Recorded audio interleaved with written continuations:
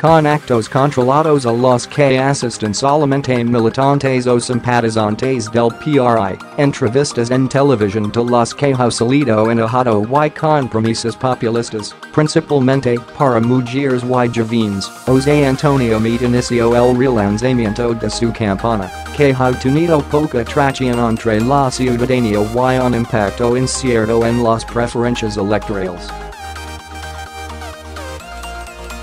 Ciudad de México, proceso.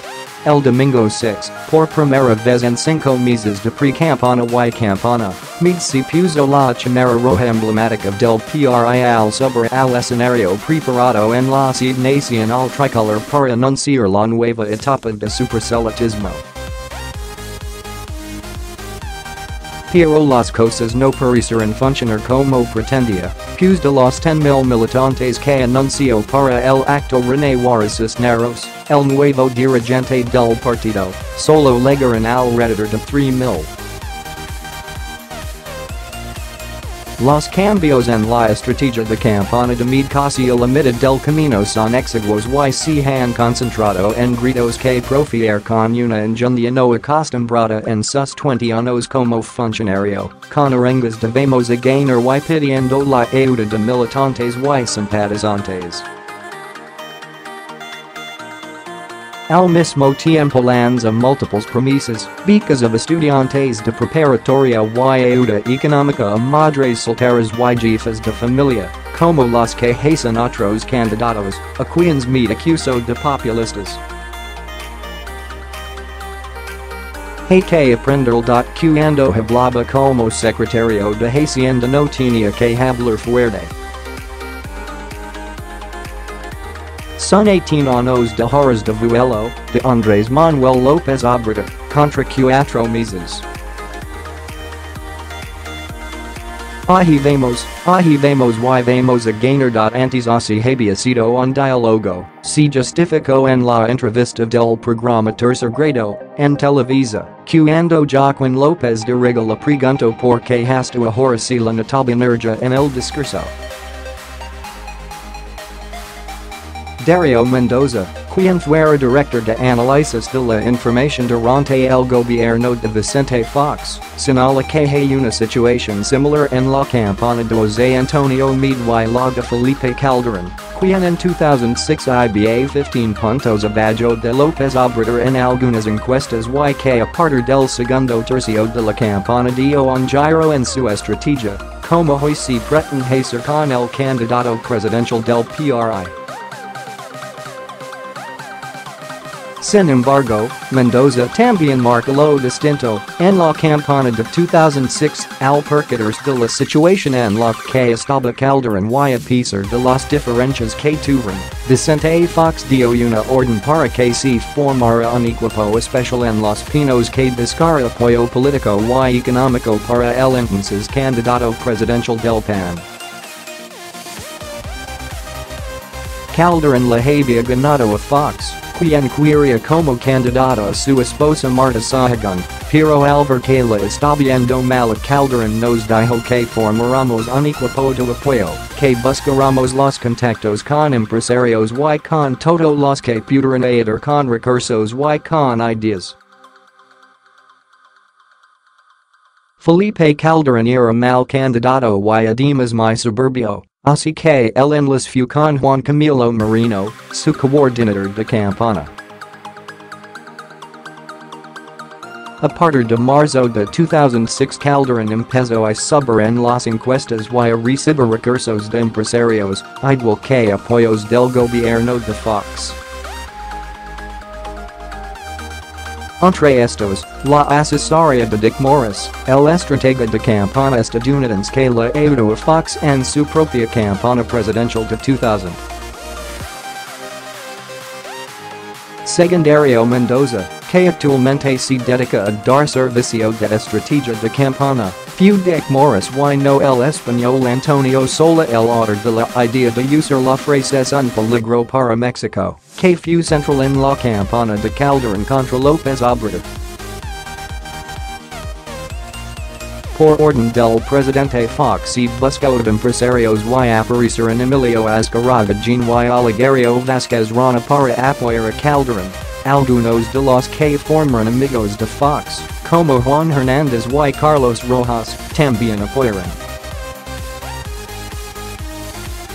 Antonio Sola y Dick Morris trabajaron de manera intermitente con ideas.Así que como empezó el cambio de estrategia de la campaña de Calderón, que era mal candidato porque no levantaba, explica Mendoza. Se le comenta que en Los Pinos se prevé que el presidente Enrique Peña Nieto comienza a operar la maquinaria electoral con el uso de programas sociales para impulsar a Meade, que se agarrado a pesar de su relanzamiento. De hecho, Peña hizo algunos llamados en sus actos oficiales para que se vote con menos visera y más razón, en clara alusión a que no haya voto de castigo contra Meade.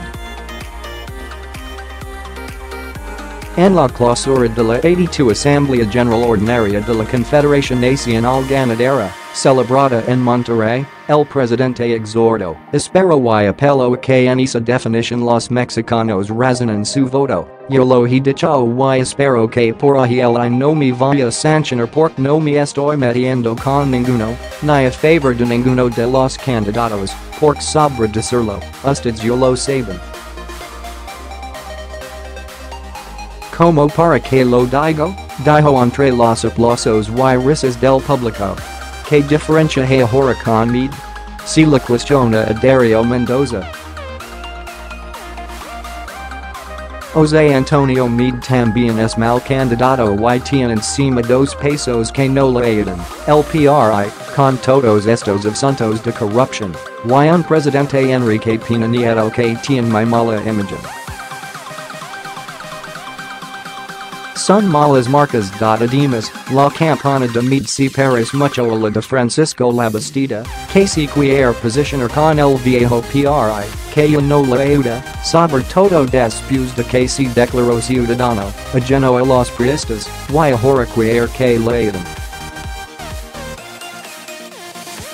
Dudo mucho que pueda levantar. Como parte de su relanzamiento, Meade aceleró el paso realizando hasta 3 eventos por entidad y empezó a repartir promesas que, aclaró, no son populistas sino actos de justicia social. Por ejemplo, señaló, mi compromiso con la educación va en serio, deducibilidad fiscal en colegiaturas de educación superior. Pasar de 25,000 a 100,000 escuelas de tiempo completo y con presupuesto propio, para evitar cuotas voluntarias de padres de familia. Meade aseguró que va a ser el presidente de las mujeres, ya que se necesita que tengan igualdad de oportunidades y un entorno libre de violencia y discriminación.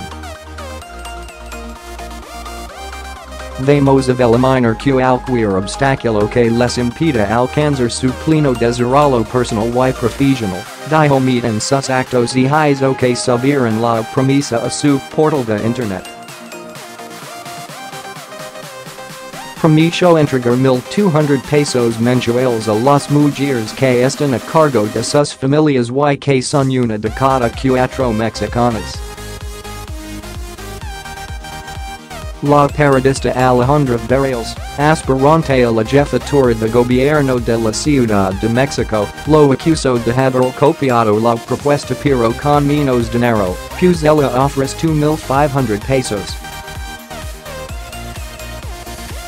También prometió seguridad para que las mujeres vivan sin miedo, protegidas del acoso y de cualquier tipo de discriminación. Seguridad social para los trabajadores del hogar mediante la deducibilidad fiscal de sus cuotas al seguro social y con facilidades para realizar sus pagos de forma electrónica.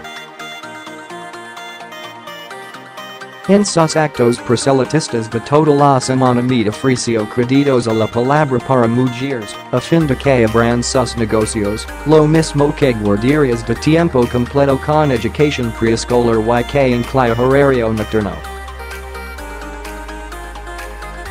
Respecto de la salud, Meade anuncio que se triunfa y para los casi 3,000 hospitales y clínicas del país con un presupuesto de 30,000 millones de pesos, establecerá un programa de prevención, erradicará la pobreza extrema para todos los recién nacidos alineando la política social federal y local para dar prioridad a la atención de la primera infancia y fortalecerá el programa Prospera para que las personas con discapacidad reciban mayor apoyo. Mientras que en el combate a la inseguridad, el representante de la coalición Todos por México prometió atender las causas sociales de la delincuencia, como la desigualdad en el acceso a la alimentación, educación, salud, recreación y empleo dignos, así como luchar contra la impunidad. Vamos a evitar que las armas y el dinero lleguen a los delincuentes. Acabaremos con la violencia aplicando la ley, no negociando la anteponer la paz al conflicto y consolidar una cultura de respeto a la ley. Estamos del lado de las víctimas, no de los criminales. No habrá perdón para quienes le han hecho daño a la sociedad, seguirán en la cárcel. Incrementar el sueldo y las prestaciones de nuestras fuerzas armadas. Alumbrado, servicios de calidad y al menos un parco espacio recreativo para cada colonia, se compromiso Meade.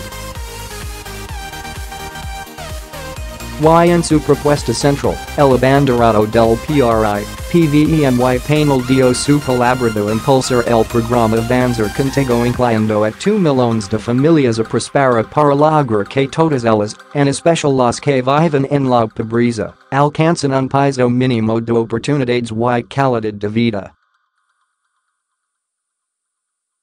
A la par de la nueva estrategia del equipo de Meade, el dirigente del PRI, Juárez Cisneros, realizó varios cambios en su estructura, nombró a Jorge Estefan Chidiac como secretario de Operación Política del CEN, ratificó a la senadora Diva Gastelum como secretaria de Atención para Estados en Oposición, y designó a Valentín Meneses Rojas delegado en Tabasco.